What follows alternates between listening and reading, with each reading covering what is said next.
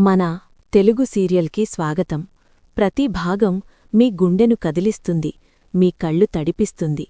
ఇప్పుడే సబ్స్క్రైబ్ చేయండి, బెల్ నొక్కండి. అనాలోచిత వధువు భాగం 2. తండ్రిచేత తిరస్కరించబడి శత్రువు గడప దాటి ప్రార్థన ఎక్కడికి వెళ్తుంది? ఆ రాత్రి ఆమె కన్నీళ్లు ఎవరు తుడవగలరు? రాణా మ్యాన్షన్ ఆవరణం. రాణా మ్యాన్షన్ ఆవరణం ఇంకా వింత నిశ్శబ్దంలో మునిగి ఉంది.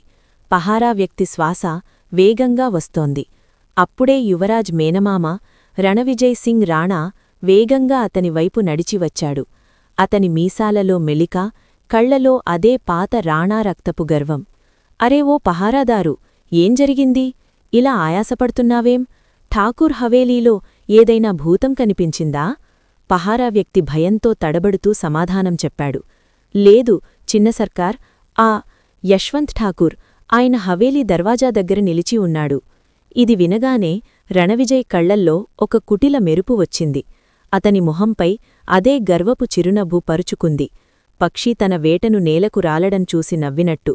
రణవిజయ్ కత్తి పిడిమీద చెయ్యివేసి నెమ్మదిగా కాని విషం కలిపిన ధోరణిలో అన్నాడు. ఠాకూర్ చివరికి మన గడప దగ్గర ముక్కురుద్దుకోవడానికి వచ్చాడు. మంచిదే, పదండన్నయ్య, పరువు పోయిన తర్వాత అతని మొహం రంగు ఎలా ఉంటుందో చూద్దాం. 2 వంశాల ముఖాముఖి. రాణా మ్యాన్షన్ విశాలమైన ఆవరణం. 4 వైపులా దీపాల వెలుతురు. కాని గాలిలో నిశ్శబ్దపు బాధ ఉంది. దర్వాజా దగ్గర యశ్వంత్ ఠాకూర్ నిలిచాడు. మొహం కోపంతో ఎర్రగా ఉంది. కళ్లలో నిప్పులు. ఆయన చేతిలో ప్రార్థన నాజూకైన చెయ్యి. ఒక తండ్రి కాదు, ఒక జల్లాదు తన బిడ్డను ఉరికంభం దగ్గరకు తీసుకొస్తున్నట్టు పట్టుకున్నాడు. ప్రార్థన మొహం పాలిపోయింది. కళ్లలో కన్నీళ్లు, పెదవులు వణుకుతున్నాయి. ఆమె అడుగులు నేలపై లాగబడుతున్నట్టనిపించింది. బాబా, నాకు నొప్పిగా ఉంది అంది. కాని యశ్వంత్ ఠాకూరుకు ఆమె నొప్పి పట్టలేదు. తాను తన తండ్రికి ఎప్పుడూ భారంగా ఉన్నానని ఆమెకు తెలుసు.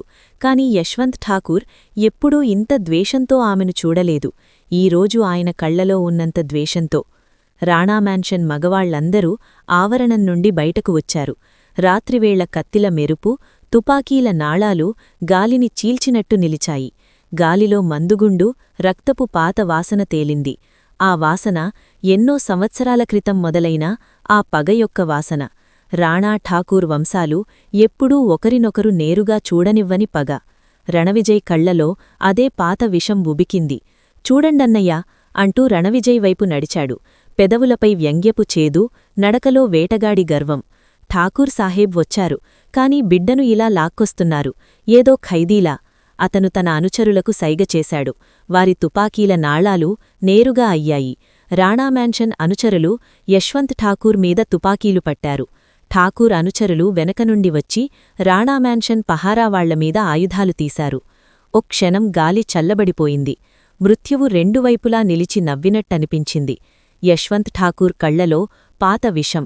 రణవిజయ్, నీ పరాక్రమం ఇప్పటికీ తుపాకీల వెనక దాక్కోవడమే. గుర్తుందా? చౌధరీమేళాలో ఎవరి ముక్కు కొట్టారు? రణవిజయ్ మొహం బిగుసుకుపోయింది. అతని చిరునవ్వు అకస్మాత్తుగా ఆగిపోయింది. కత్తిపిడి నేలలో గుచ్చి నెమ్మదిగా నవ్వాడు. కాని ఆ నవ్వులో పాత నొప్పి, ద్వేషం కలిశాయి. గుర్తుంది ఠాకూర్, ఆ రోజు యశోమతి మధ్యలో రాకపోతే నీ శవం గంగలో కొట్టుకుపోయేది. ఇరువైపులా అనుచరులు చెమట పోసుకుంటున్నారు. వేళ్లు ట్రిగ్గర్ మీద ఉన్నాయి.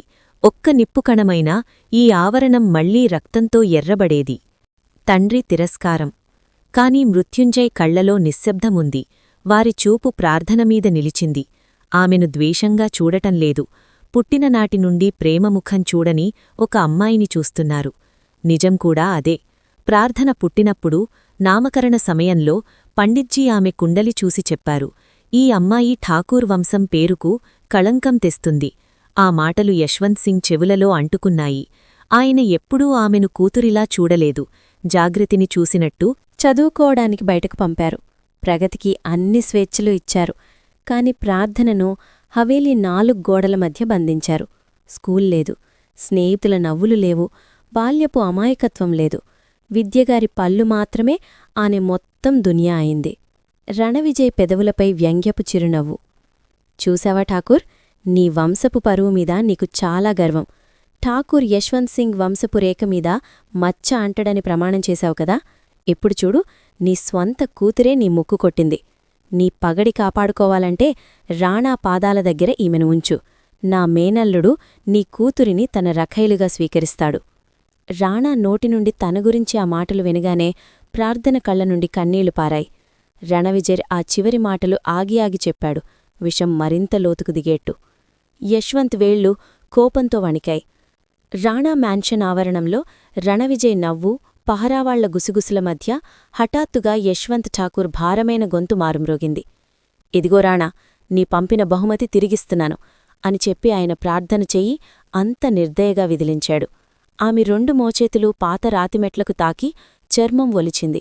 నొప్పితో ఆమె పెదవుల నుండి మెల్లగా అరుపొచ్చింది, అమ్మా. కాని ఆమె గొంతు నొక్కుకుంది. నొప్పి భరించడం ఆమెకు అలవాటైనట్టు. మొత్తం ఆవరణం నిశ్శబ్దంలో మునిగిపోయింది. ఢోలు నగారాలు తమంత తాముగా ఆగిపోయినట్టనిపించింది. ప్రార్థన వణికే చేతులతో తన దెబ్బమీద చేయివేసి ఆశతో తండ్రివైపు చూసింది. ఆమె చూపులలో ప్రశ్నలున్నాయి, ఫిర్యాదులున్నాయి, కాని అన్నింటికంటే ఎక్కువ నొప్పి. నేనేం చేశాను? ఎక్కడ తప్పుచేశాను? నా స్వంత తండ్రి ఎందుకిలా తిరస్కరిస్తున్నాడు? ఆమె గుండె నొప్పితో అరుస్తోంది, కాని గొంతులోనే నిలిచింది. బాబా వెళ్ళిపోయాడు. మృత్యుంజయ్ కళ్లలో కోపంతో పాటు ఒక విచిత్రమైన కసికూడా ఉంది. ఆయన ప్రార్థనవైపు చూశారు. ఆమె వారి పాదాల దగ్గర పడి ఉంది. అప్పుడు రణవిజయ్ చిరునవ్వు మరింత వెడల్పైంది. వా ఠాకూర్ సాహబ్, నీ పరువుబరువును కూడా మా ఆవరణంలోనే పడేశావు. ఇది వదిలేసిన పెళ్లికూతురు. మీ ఇంటి అమ్మాయిని మేం పనిమనిషిగా చేసుకోం. రణవిజయ్ నవ్వుల మధ్య యశ్వంత్ ఠాకూర్ చల్లని కఠోరమైన గొంతు మారుమ్రోగింది. ఈ అమ్మాయిని నీ ఇంట్లో ఉంచుకోవాలా, వీధిన వేయాలా, అది నీ ఇష్టం రాణా. నాకు ఈ రోజునుండి ఈమె చనిపోయింది. ఈ రోజునుండి ఈమె ఠాకూర్ వంశపు కూతురు కాదు, రాణా వంశపు కోడలు. ఆమె బతికినా చచ్చినా నాకు పర్వాలేదు. ఆయన కళ్లలో ఏ ప్రేమా లేదు, ఏ అనుబంధమూ లేదు, రాతి నిర్లిప్తతే ఉంది. ఆ మాటలు చెప్పి ఆయన ఒక్కసారి కూడా ప్రార్థనవైపు చూడకుండా బండివైపు నడిచారు. ప్రార్థన రాతిబొమ్మలా అయిపోయింది. పెదవులు వణికాయ్, కళ్లలో కన్నీళ్లు. బాబా, ఆమె మెల్లగా గుణుగుణించింది. బండి స్టార్టైంది. ఇంజిన్ శబ్దం ఆమె గుండెలో నిశ్శబ్దం నింపింది. బాబా, బాబా, నన్ను వదిలి వెళ్ళకండి. బాబా, నేను. తడబడే అడుగులతో ఆమె దెబ్బ మరిచిపోయి పరిగెత్తింది. కాని బండి వేగం ఆమె ఆశలను నుగ్గునుగ్గు చేసింది. అగ్నిగోళంలా బండి వెళ్ళిపోయింది. ఆమె కళ్లముందు చీకటి కమ్మింది. ఆమె అక్కడే నేలపై పడిపోయింది. తల తిరిగింది. ఆమెకు గుర్తొచ్చింది. విద్యగారన్నారు, నీ పెళ్ళై తర్వాత నీ బాబా నిన్ను ప్రేమిస్తాడని. కాని వాస్తవం పూర్తి విభిన్నంగా ఉంది. పెళ్లి జరిగింది, కాని ఆ పెళ్లి ఆమె బాబా పేరు కూడా తీసుకువెళ్ళింది.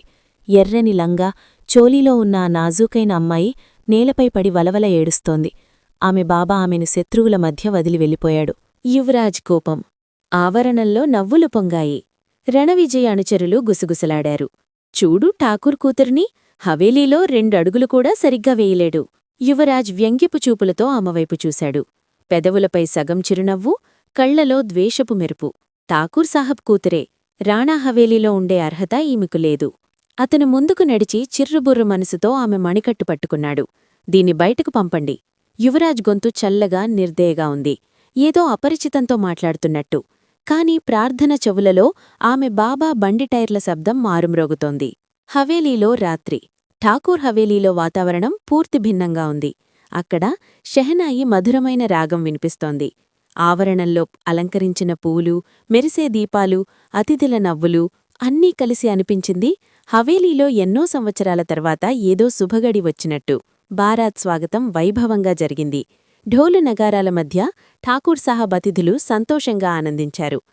హవేలీ దర్వాజా దగ్గర విద్యగారు ఆభరణాలు ధరించి మొహంపై సజీవమైన చిరునవ్వు తెచ్చుకొని నిలిచారు. చేతులలో పళ్ళెం, కుంకుమ, అక్షతలు, ఆరతి దీపం. భారతీలకు స్వాగతం చెబుతున్నారు. వారి జీవితపు అతిపెద్ద కల నెరవేరుతున్నట్టు. మండపంలో బంగారు వెండి తోరణాలతో అలంకరించిన ఆసనం మెరిసింది. అక్కడ ప్రార్థన స్థానంలో ప్రగతి కూర్చుంది. ఠాకూర్ సాహబ్ చిన్న కూతురు ఎర్రని జోడాలో సిద్ధంగా ఉంది. మొహంపై సిగ్గునవ్వు. మండపం శోభనింపుతోంది. అందరి మొహాలపై సంతోషం చూస్తే అనిపించింది ప్రార్థన వారికి ఏమాత్రం పట్టదని. ఆ మండపంలో విద్యగారి కళ్లలో మాత్రం కన్నీళ్లున్నాయి. కాని ఆమె కూడా పండిట్జీ మంత్రాలతో పాటు పూర్ణ హృదయంతో ప్రతి ఆచారం నిర్వహిస్తున్నారు. అతిథుల మధ్య గునగున. ఠాకూర్ సాహబ్ చిన్న కూతురి ఎంత అందంగా ఉంది, అదృష్టవంతురాలు. ఎవ్వరికీ తెలీదు. హవేలీ మరోవైపు మరో కథ రక్తం కన్నీళ్లతో రగులుతోందని. అర్ధరాత్రి ఒంటరి ప్రార్థన. రాత్రి నిశ్శబ్దం హవేలీ మీద కమ్మింది. దూరంగా పెళ్లి మిగిలిన ఆచారాల శబ్దాలు ఇప్పుడు ఆగాయి. హవేలీ గోడలకు వేళ్లాడే పెద్ద ఝూమర్లు, వాటిలో వందల చిన్న బల్బులు ఇప్పుడు మెల్లగా మినుకుమినుమంటున్నాయి. రాత్రి 1 గంట సమయం. వెన్నెల వెలుతురు తెరుచుకున్న వేదిక మీద పరుచుకుంది. ప్రార్థన యువరాజ్ గదిలో నేలపై ముడుచుకొని కూర్చుంది. కాళ్లు మడిచి చేతులు మోకాళ్ల చుట్టూ చుట్టుకుంది. చల్లని గాలి ఆమె తడిసిన మొహాన్ని తాకుతోంది. కాని ఆమె కళ్లనుండి కన్నీళ్లు ఆగే సూచనలేదు. పనిమనిషి వెళ్తూ చెప్పింది, చిన్న సర్కార్కు ఇష్టముండదు ఎవరైనా వారి వస్తువులు తాకడం. వారి కోపం చూసినవారు రాత్రంతా నిద్రపోలేరు. నీవల్ల వారికి కోపం రాకుండా చూసుకో. దేవుడు మాత్రమే జానతాడు. నీ విధి ఏ సిరాతో రాయబడిందో. నీ జీవితంలో చావే ఉంది. తండ్రి ప్రేమ కూడా లేదు నీకు. లేకపోతే ఏ తండ్రి తన కూతుర్ని శత్రువులకు అప్పగిస్తాడు? పనిమనిషి మాటలు విని ప్రార్థన తల వంచుకుంది. ఆమె సమాధానం చెప్పలేకపోయింది. ఆ మాటలు నిజమని ఆమెకు తెలుసు. ఆమె బాబా ఎప్పుడూ ఆమెను ప్రేమించలేదు. ఆయన ప్రేమగా తన పేరు పిలవడం కోసం ఎదురుచూస్తూనే ఉంది. ఆ ఎర్రని బనారసీ చీర ఇంకా ఆమె శరీరంపై ఉంది. అంత భారంగా ఉందంటే ఆమె భుజాల ఎముకలు నలిగేలా అనిపించింది.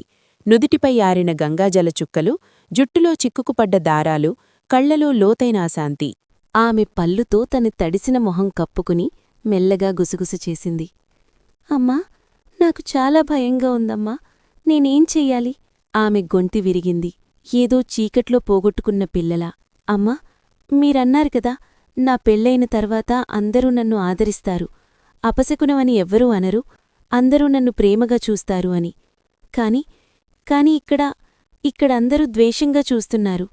నేనేదో మనిషి కాదు, పాపంలా. ఆమె కన్నీళ్లు ఇక ఆమె అదుపులో లేవు. నేలపై కూర్చుని 2 చేతులతో మొహం కప్పుకుంది.